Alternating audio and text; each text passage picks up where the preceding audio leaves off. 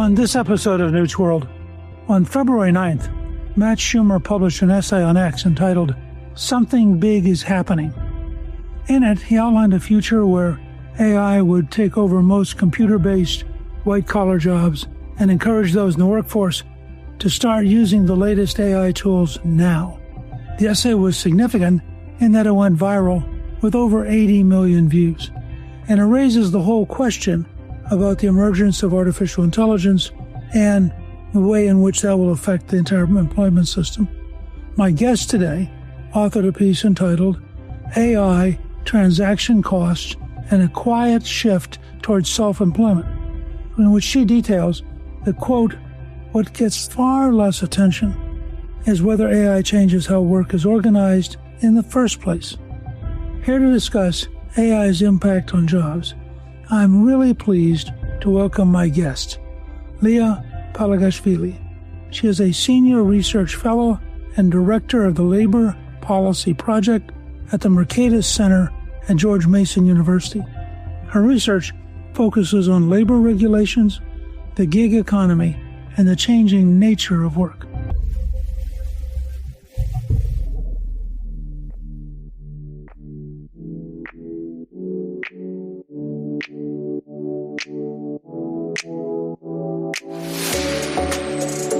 Liya, welcome, and thank you for joining me on Newt's World. Thank you, Speaker Gingrich, for having me. I have to ask you, what led you to study this? Well, I took an economics class in high school, and it all started in high school, and I fell in love with economics. So from then on forward, I studied economics, got really interested in labor markets, and started studying labor regulations, got my PhD in economics, what used to be a professor of economics, actually. So I think economics really helps you understand the world and helps you understand labor markets in particular in ways that most people don't really look at. And so I think it's an incredible, valuable tool. There are a lot of people who feel that artificial intelligence is something which is happening to them, that it's almost inevitable. They can't do anything about it. There's a real interesting question here about how can ordinary people understand the scale of change we're going through, and can they in fact influence either the direction the technology takes or the direction that they take in responding to the technology? Yeah, so there's a lot going on with AI. From a purely research perspective, we see that AI is reorganizing tasks. Firms are using it, workers are using it, and the tasks that workers are doing at their jobs is changing. And I think AI can actually be really empowering for workers because instead of having to do a lot of mundane tasks that you had to do before, I have a research assistant who had to do a lot of coding and other kind of mundane tasks. She was able to give those tasks to some AI tools and then focus on things that she actually wanted to build on. So she wanted to get better at communication and writing and speaking in conferences and public appearances. And she was able to focus on that. So I think it's not just AI is happening to us. It's also about how are we using the tools to change the work that we're doing? And is it making us more valuable, more productive, and allowing us to do the work that we want to do? As my research assistant was like, I don't want to do this data work anymore. I give that to AI, but I focus on the things that I really want to do, which is speaking, communicating, writing, and so forth. And I think another thing that we're missing, and this gets to the post that I wrote on, is, again, there's this fixation on AI and work debates about whether AI is replacing workers in existing jobs. But I think there's a deeper economic question about, does AI change how work is organized in the first place? I think about an example of a consultant. So 10 years ago, producing a client-ready report might have required a whole company's internal research staff, editing support, data visualization teams, and so forth. Today, there are AI tools that can help with drafting, coding, summarizing data, even formatting presentations. And that lowers what's called the minimum scale needed to operate independently. And what that means is that consultant can now become self-employed and be an independent consultant and doesn't have to work inside of the firm. And the job isn't gone in this example, but the organizational structure around it can change. And I think that's an important aspect that we're missing, that AI can actually lead to more work being self-employed and not necessarily inside of a firm structure as traditional employees. Do you expect that people will, in fact, adjust and redefine the nature of work and redefine the way they organize work in response to the gradual evolution of artificial intelligence? That's a really great question. I think what might be happening, and I can't predict things into the future very well, but I should say economists are bad at predicting things and recessions and so forth. But I want to give you a really clear example of what I see happening. AI is creating what's called a transaction cost technology shock. And transaction costs are the real world frictions of using markets. So that means finding the right person, negotiating terms, verifying quality, ensuring you get what you paid for. And firms exist partly because it's sometimes cheaper to hire and manage people internally than to keep contracting everything out. However, with an AI shock and technology shock, it makes it a lot cheaper and easier to just contract out work. And so on those terms, I think it is going to change how work is defined and how it is organized. And just to give you one clear example of how powerful this is, if you think about ride services 20 years ago, if you wanted to find a driver outside of a traditional kind of limo or taxi company, you might have used Craigslist. But the transaction costs were huge, right? Because you didn't know who the driver was. You couldn't track them. Payments were clunky and there was no reputation system. So as a result, not many people used Craigslist to find drivers. But then you had Uber come in. And what Uber did, they didn't just create an app. It combined GPS, digital payments, two-sided rating systems to dramatically lower those coordination and trust costs. And suddenly it was easy and seamless to match someone who wanted a ride with someone willing to provide one.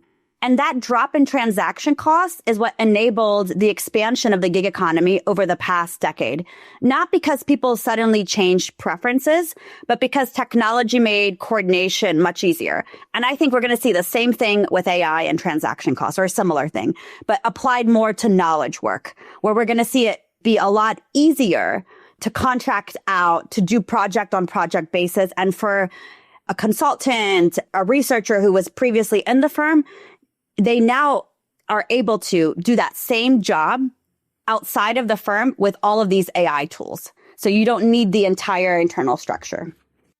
There's this general fear that technology kills jobs, but the fact is, if you go back to 1800, 97% of the workforce was in agriculture. As recently as 1900, 41% of the workforce was in agriculture. Today, it's around 2%. Yet we produce more food, greater range of choices, and the people who stayed in farming overall have done pretty well. But the people who left farming have also done pretty well, but at radically different things. Do you think that we're likely to see a similar pattern with artificial intelligence? Yes.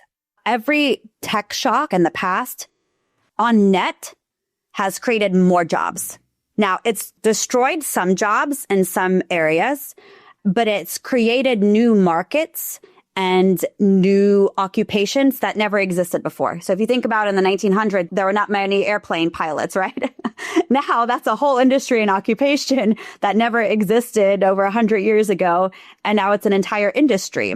And there are all of these examples of jobs that existed in the 1900s that don't exist today.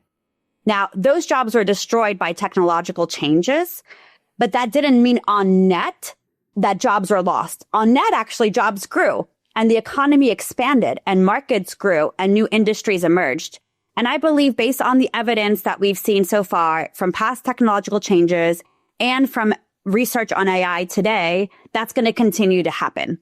We're going to have new jobs and markets created that we can't even imagine what those are right now. Because if you ask someone in the 1900s, what new jobs will be there, in the year 2026, not many people would have responded, a bunch of airplane pilots, right? And a bunch of companies working on AI and workers doing those jobs in AI. So I think we really have to be a little bit more humble about like, what are the new jobs? Well, we don't know, because every tech shock creates new markets, new industries, and new opportunities.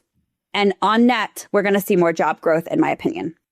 I actually know one of the guys who helped create automatic teller machines. And there was a study that said that ATMs didn't eliminate tellers. In fact, employment rose for tellers from 1980 to 2010 because as the operating cost for the branches went down, there were more local branches requiring more tellers, even if the branch had an ATM outside. It's just interesting how it doesn't quite work the way you expect it to. That's exactly right. We actually highlighted that ATM study on our Substack as well in a different post about AI, because that is a great example. Because what happened there is that more workers started to go into the relational roles at the banks instead of at the ATM. And so I think that's a great example of how AI can actually augment workers and change the tasks and jobs that are done, not necessarily replace workers. And I think that's the key thing. But we need to understand with AI and labor markets is that the jobs, we can't say which jobs for sure will stay or which tasks will stay. But what we can say is likely the jobs and the tasks will change and there will be more jobs for workers. We just don't know what it'll look like and where it'll be and what those workers will do.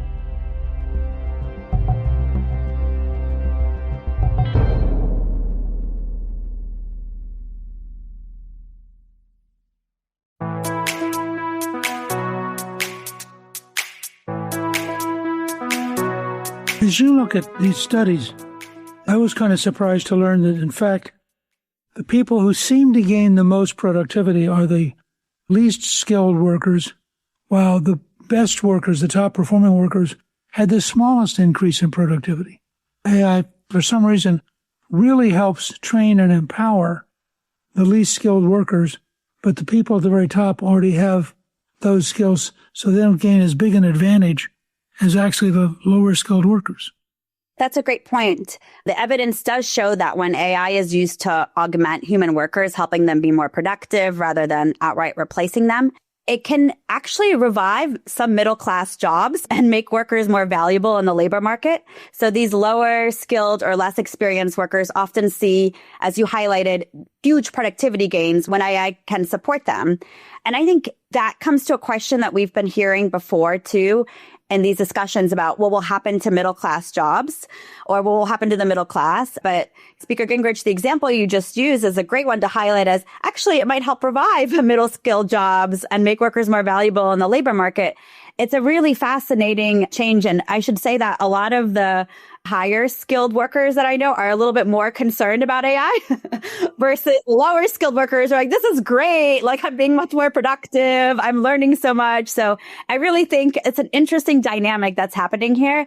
And I think it could speak a lot to this question of what will happen to middle skilled jobs. Because in the past, we've seen some technological changes kind of hollow out some of those jobs. But I think AI has the potential to revive those middle skilled jobs, especially because of what we just talked about, that lower skilled or less experienced workers often see the biggest productivity gains. And this research, by the way, is really fascinating. It's done by economists from Stanford, and it uses some of the gold standard research methods. So it really showcases that we do see huge productivity gains, especially from lower skilled or least experienced workers. This notion of the lower skilled workers, if you think about it, a lot of schools will say, if you get 70% right, you get a C. Well, if you go to McDonald's and on the very first day you're the cashier and you get it 70% right, you get fired. McDonald's actually wants you to be 100% right from day one. And so the standard of the real world, as opposed to what we've tolerated, is really different. And I've been intrigued. We've visited now several factories where you have people who come in, some as early as 14, learn how to be apprentices, get a job, and it's seen as an investment in job training. We have met the CEO of a billion-dollar corporation who entered the corporation as an apprentice, but they came all the way up. And my guess is that if you integrated artificial intelligence into that kind of a system, you would be sort of dramatically empowering the starting apprentice, and they would learn very fast and rise very quickly. But it's a very different way of really reshaping the relationship between information and actual work and being part of a group. The other part, which you've written about, is that we're going to lower dramatically the cost of being independent. Your artificial intelligence partner is going to be able to do so many things that today you need to be part of a team to get that done. You end up with a large number of people being independent entrepreneurs. Isn't that going to require rethinking things around health insurance, labor law, etc., to shift from a group setting as the norm to individual self-employed entrepreneurs? Speaker Gingrich, you hit the nail on the head, and I've been writing a lot on exactly this point, because even if this shift is gradual to more people becoming independent entrepreneurs, self-employed, in independent work context, it matters a lot because our safety net and benefit systems all assume a stable W-2 employment. And so if more people earn income across multiple clients or projects, employer-tied benefits and systems make less sense in that world. And I wanted to highlight that we're seeing a momentum today for what's called portable benefit systems. And this is happening both at the state and federal level. It's an institutional update to match a more flexible and fluid workforce. And the key idea there is think like HSAs, but for everything, or those sort of systems where benefits are worker owned. They travel with the worker. They're not tied to a particular job or company. And they move with the worker as they go from client to client or job to job. And I think that is something that we really need to be thinking about for the 21st century, for how to modernize this institutional system that's been around for a while and that is based on a 1930s design of the workplace, right? So in that setting, you have one person who's a W-2 employee, stays at one company or one career for their whole lives, into a much more fluid and flexible workforce that we see today. And I wanted to highlight, even with young people today, so post-COVID, we're looking at surveys of young people entering into the job market. A lot more people today than 10 years ago are going into independent work. And I don't mean kind of Uber and Lyft sort of thing. I mean, like they say, I'm going to be an entrepreneur and start my own YouTube channel. And that's my first job out of college.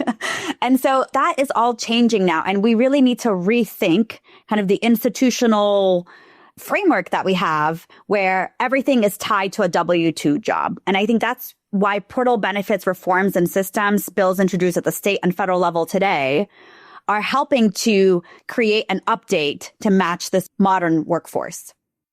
There are streaming channels now in which people make amazing amounts of money. A lot more than an entry-level job. Less studying and more talking and posturing may be the key to a higher income level. But I think you're right. And I just want to say the data and the research 100% supports that. We are seeing a lot more people at younger ages go into these independent work jobs, influencers, YouTube channels, and so forth. Now, I don't know if that's a good thing or a bad thing and what it means, but I do think it is forecasting what's going to happen in the future because AI is going to take that and multiply it by 10, according to my analysis on the ways that AI will change how work is organized. And that's why it's really important to get the policies and the institutional framework right for a workforce 10, 15 years from now, where a lot more people are in these independent work or influencer or other self-employed work arrangements. Because again, our institutional framework is designed around W-2 jobs, an employee-employer relationship. Great. A lot of things are designed around that. So we really need to be talking about the infrastructure today. It makes me think that Congress ought to be holding hearings on the rise of entrepreneurial systems that are individual structures. You know, what's the health insurance? What's the taxes? What kind of records do you need, et cetera, which will be totally different. And most of that will be mediated by artificial intelligence. So you actually will have an ability to be your own bookkeeper on a scale that would historically have been impossible. Yeah, that's right. And I couldn't agree more with you, Speaker Gingrich, on Congress needs to be talking about these. And actually, they've started a little bit with these hearings. I've actually testified at 4 different hearings trying to unpack independent workforce and portable benefits. Sometimes the problem that you get is this turns into an independent contractor issue with people bringing up ideas of like, well, this is about employer misclassification of workers. And then we're sort of missing the boat. At that point, we're like, no, we're talking about independent entrepreneurs and real freelancers and self-employed workers. And so we need to be thinking about those people, not just about, oh, well, this is an independent contractor in a vulnerable position and the company is exploiting them or misclassifying them. So unfortunately, those conversations, some of them have started, but they keep being dragged into some of these older debates about independent contracting rather than thinking forward about the new type of jobs that are emerging today and tomorrow.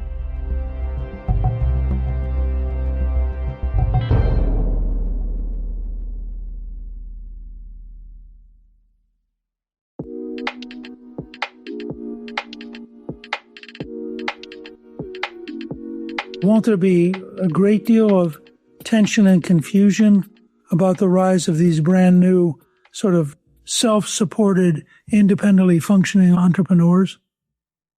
Yeah, that's a great question. And we're actually seeing it today. There are bills being introduced at the federal level and at the state level that enable portable benefit systems or try to modernize labor laws and health insurance systems to create benefits that are more portable. We are seeing unions today come speak against those. And their argument is that, look, most of these workers are misclassified or they're exploited. And again, they keep going back to this issue of independent contractors and so forth. I understand where they're coming from. But the real question is that 10 years from now, a lot more workers are going to be entrepreneurs and self-employed. And how are our unions going to operate in that framework, in that modern economy? And I think it's really important to try to think about how can the infrastructure around labor unions also be reformed so that they're not kind of missing the boat and still living in the 20th century with a 21st century economy. I've written a little bit about how we can separate the good aspects of unions, which is worker voice, which is essential, and separate that from our labor structures around unions that create monopoly kind of bargaining structures and so forth. So kind of monopoly bad, worker voice good. How can we create a system that allows for worker voice aspect to thrive?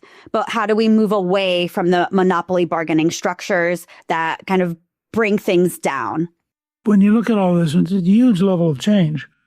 If AI is the future, what's the role of education and all that? And should we be rethinking how children get educated if they're going to be living in a world of artificial intelligence?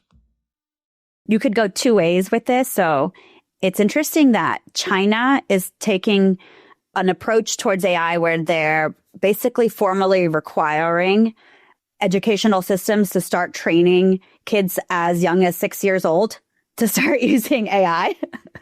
Because I think they're predicting a future where this is the most valuable skill and tool that you can have. So there's an argument for the China model.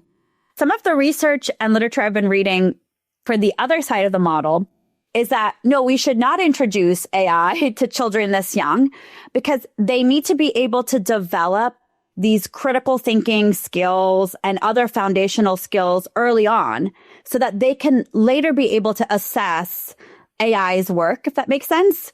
And so there are these 2 different models I've seen being discussed about educational systems with AI. And again, the second model is more like, don't introduce AI early. Let them build the skills independently as humans to critically assess and so forth. And then the AI can augment those skills. So I can't tell you which one is the right one off the top of my head. I have 2 young children, 2 and 4 years old. And I'm thinking about this as well. And I was like, I would like them not to use AI early on and then train on it much later in the way that a lot of us I grew up going to school in 1990s and so forth. And I think we started to take on computer skills slowly, but it was still really helpful. It was great. I remember it being introduced in middle school. But I think AI is a whole nother ballgame because it can make you maybe think in a more lazy way because you're saying, oh, I'm just going to give this to AI versus if you can't use AI, it might force you to kind of unlock those critical thinking skills and dig deeper. So it'll be really interesting to see how this unfolds in the educational debates. I notice going to restaurants, you'll have 4, 5, 6-year-old kids have a phone and they're playing games. It's a different world. You are going to be very busy because you're a serious student of an area that is going to be changing so dramatically and in so many different unpredictable ways that just keeping up with it is going to keep you pretty busy, don't you think? Yeah, I think labor markets are the most important things right now in terms of economics and policy. We're also at a really important moment in American labor. As you can see, there's this new sort of coalition on pro-worker that includes a lot of Republicans and Democrats, and they're pushing on this, well, pro-worker now rather than pro-business. And so it's a really fascinating time to be working on this because it's harder to say, maybe 20 years ago or 10 years ago, you might say like, oh, the Republicans won't support unions. But now that dynamic is changing a bit because there's this coalition of we're all pro-worker. We don't want to be pro-business anymore and so forth. So it's a really interesting time. But what doesn't change, I should say, is trade-offs, right? So the same trade-offs will be there. If you have significant wage gain increases, new rigid rules, in a way that is not offset by increases in productivity, you're going to get the same dynamics in the future, which is slower employment growth, layoffs, more pushes towards automation. We've done research to review 147 economic studies looking at union monopoly structures and bargaining power. And what I can report consistently is that you get these short-term gains, mostly on wages and benefits, but you also get long-term costs, slower employment growth, more downsizing, more closures, and so forth. And people don't think about those long-term costs. They just want to think about the short-term wage gains. I want to thank you for joining me. You're in a field that is going to change constantly and is going to be very important. And our listeners can learn more about the work you're doing if they'll visit mercatus.org. So thank you very, very much. Thank you so much for your time. Thank you to my guest, Liya Palagashvili. Newt's World is produced by Gingrich 360 and iHeartMedia. Our executive producer is Garnsey Sloan. Our researcher is Rachel Peterson. The artwork for the show was created by Steve Penley. Special thanks to the team at Gingrich 360. If you've been enjoying Newt's World, I hope you'll go to Apple Podcast and both rate us with 5 stars and give us a review so others can learn what it's all about. Join me on Substack at Gingrich360.net. I'm Newt Gingrich. This is Newt's World.